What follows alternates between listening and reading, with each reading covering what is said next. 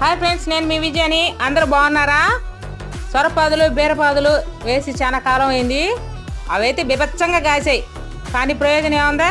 ఈ పక్క ఒక రామదండు కోతులు, ఆ పక్క పంది కుక్కులు రెండు పోటీని మొత్తం తినేసాయి.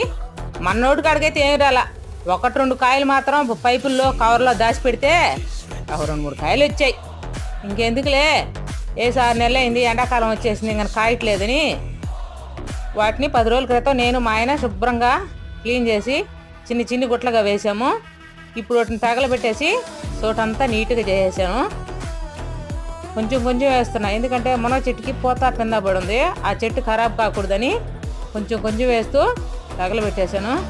ఈ లోపల మా పింకోడు వచ్చి, పెదమ్మా రేపటి నుంచి ఆడుకుందా, శుభ్రంగా చేసేసినవా?